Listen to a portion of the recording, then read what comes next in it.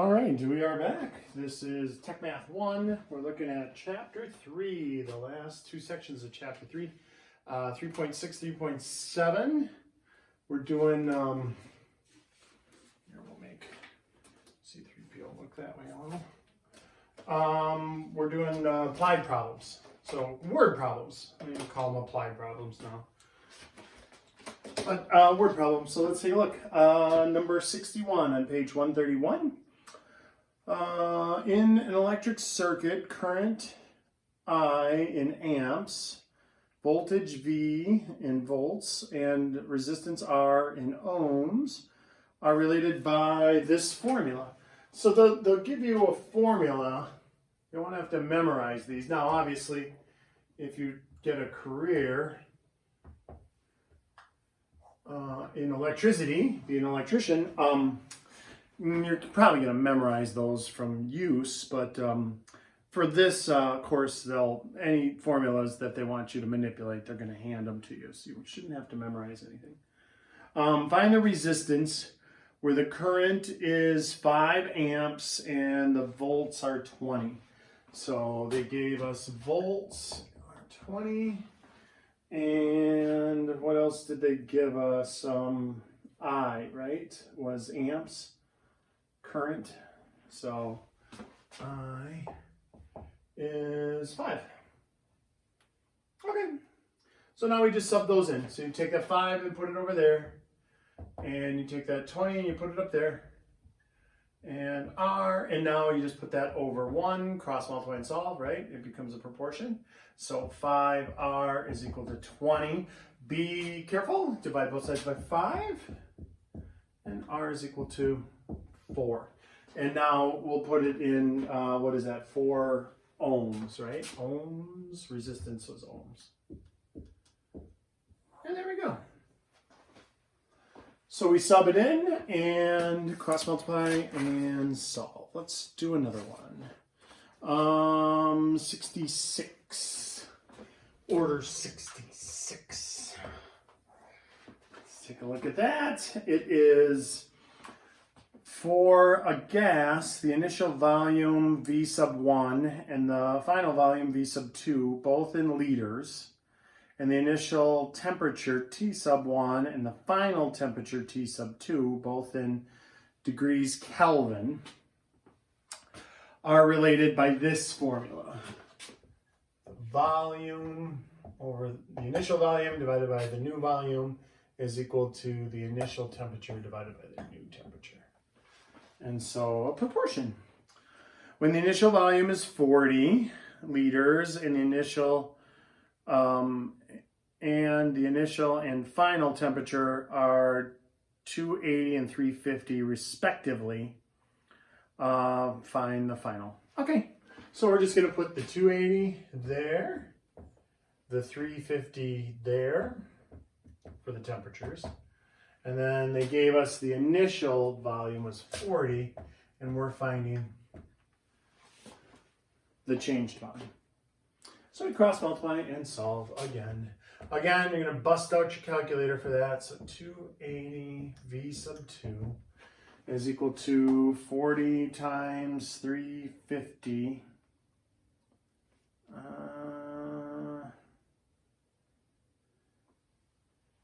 Shoot, I should have brought my calculator down here.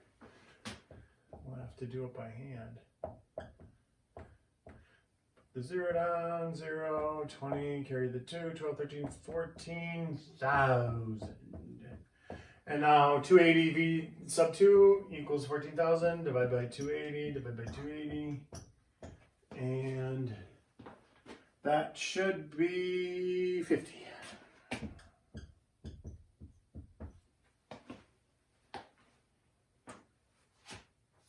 Okie dokie. Lovely. Oh, and that would be in liters. 50 meters. All right. Let's continue. We've got, let's do 68.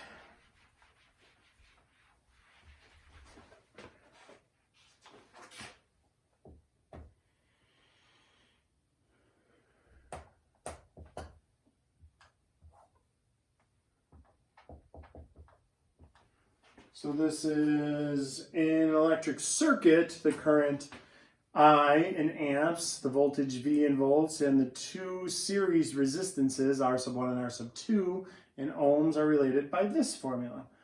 When current is 2 amps, voltage is 60 volts, and the first resistance is 12 ohms, find the second resistance. So we're going to put in the 2 and the 60, and the first resistance was 12. We're going to find the second.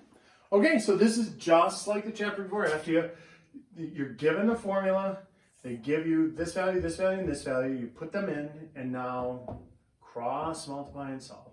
So 2 times 12 plus R sub 2 is equal to 60 times 1, which is 60.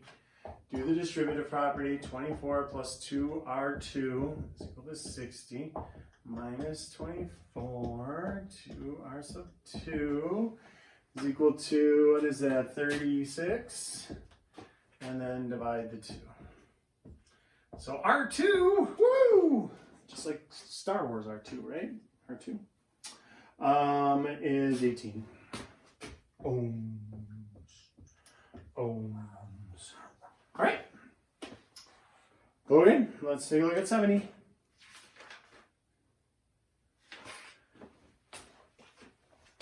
And that's the last one we'll do on that section.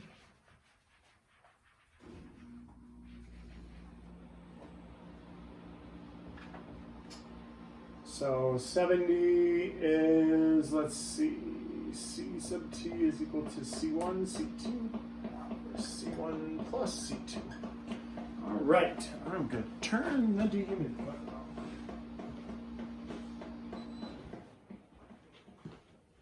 All right, so let's, again,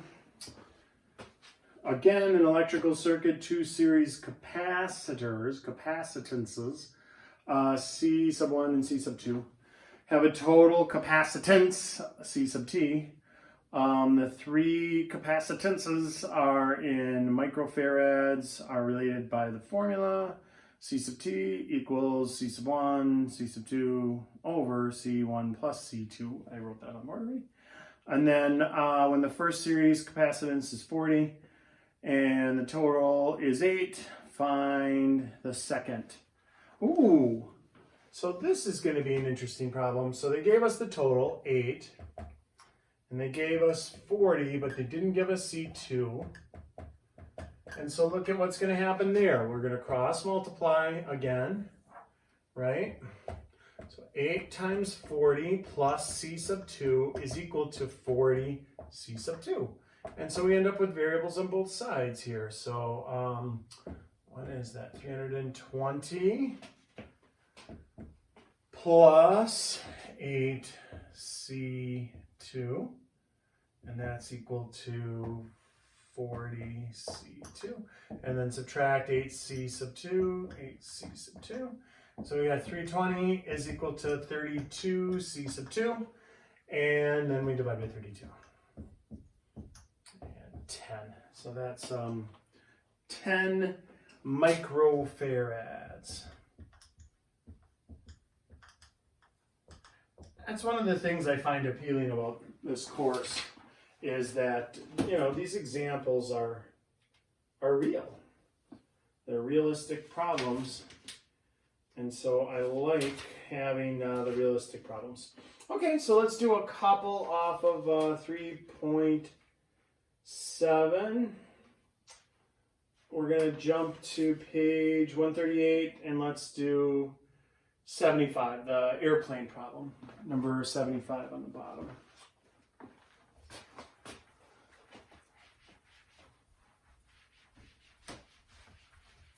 So yeah, I like this about, it's algebra. We're doing algebra here. This is algebra. But the fact that, you know, 10 microfarads, that it's all very realistic. Where, as an algebra teacher for many, many, many years, a lot of the times it's not very realistic. It's not very applied. So it's kind of cool to teach a course where everything is applied. And so it's... hopefully you enjoy it as much as I enjoy teaching it. Let's keep our fingers crossed on that one. 76. So we're looking at 76. We're going down to the problem. Joe can row 4 miles per hour in still water. It takes as long to row 15 miles upstream as it does to row 25 miles downstream. How fast is the current? Okay, so we're going to do this. I'm going to say distance equals rate times time. All right, so we've got that. And now we're going to set it up as, okay, so we've got, what do we have? He can row 4 miles per hour in still water. So that means the rate is 4, but when it's with the current, we'll call that x times time. And that's equal to, what does it say? 11, the distance. When he's going with the current, he can go, that's downstream, so he can go 25 miles. So that's the distance. All right? Then let's set up another one. Distance equals rate times time. But this time he's going against the current. So it's 4 minus x, where x is the current. So here the current is pushing him, and he's actually going faster than 4 miles per hour. Here it's working against him, and he's going less than 4 miles per hour. So we know one thing about the current. It's less than 4. Because if it was more than 4, he wouldn't be making any headway when he's going against it. All right? And that one against the stream, he only got 15 miles. Okay? So now, this is weird because there's 2 different problems right now. Let's solve this for t because it said in the same time. So let's solve this one for t. Divide by 4 plus x. Okay, so now we have time. And then let's solve this one for t. And if you have to set up a bunch of these problems, you kind of get used to it, where the smaller number is always going to be the subtraction of the current, and the larger distance is always going to be the addition of the current. It's faster. But now this time, and this time it said in the same amount of time. So now we can just take this and put it right there. And now it looks like a familiar problem.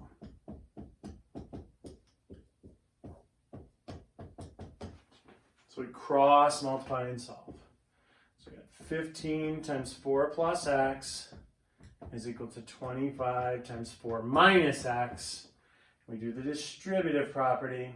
That's 60 plus 15x equals 100 minus 25x. We'll get the x's over to that side, plus 25x. So that's 40x plus 60 equals 100. Right, because those die, and that combined is 40. I switched them up, so the 40 was first. And minus 60, so 40x equals 40, and then divide by 40. So x is equal to 1 mile per hour. And you can double check that. That's the beauty part of all of these problems. You can always double check it, but this one is pretty easy to double check because you pop a 1 in there. That means it's 3 miles per hour times t. And so now we can find the time pretty easily. That was for 5 hours. And then look, if I put in 1 here, that's 5, right? 5 times 5 is 25. So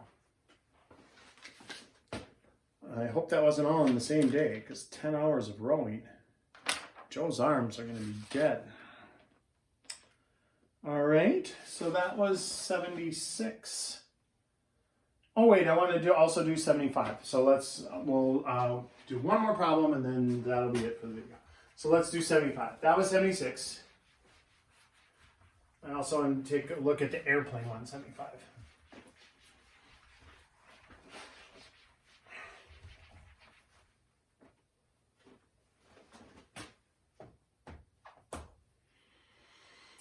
All right, so this one, an airplane takes as long to fly 525 miles with the wind as it does to fly 375 miles against the wind.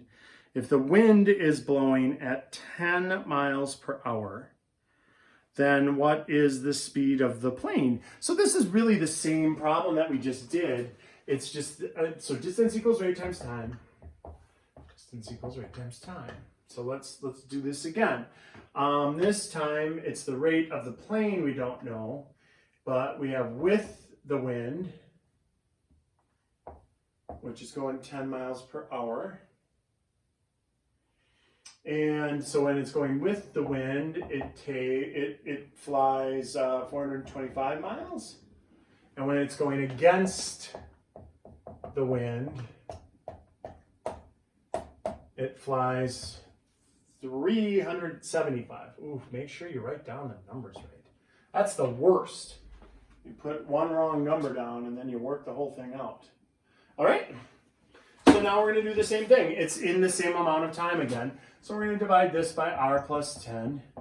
Divide this by r plus 10. And so we got 425 over r plus 10 is equal to t.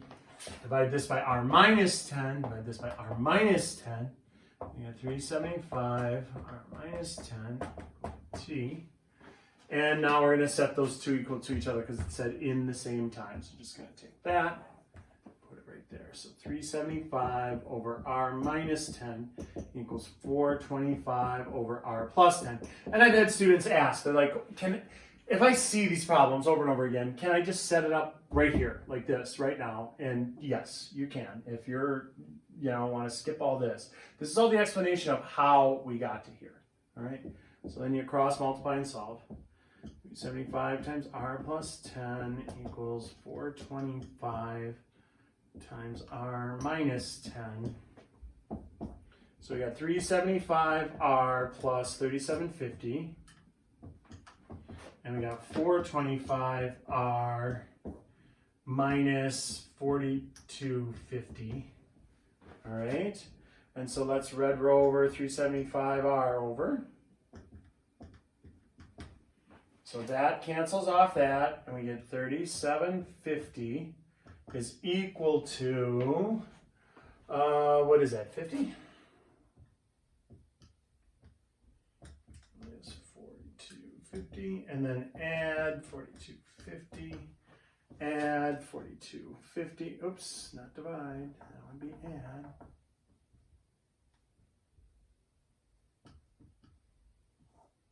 So here it goes away, we get 50r, 0, 10, carry the 1, 8, 9, 10, carry the 1, 8,000, and then divide by 50. So, what does that work out to be? 160 miles per hour?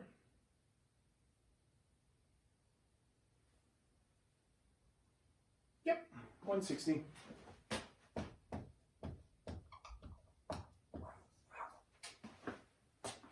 And so again, you can pop that in and see how much time it took.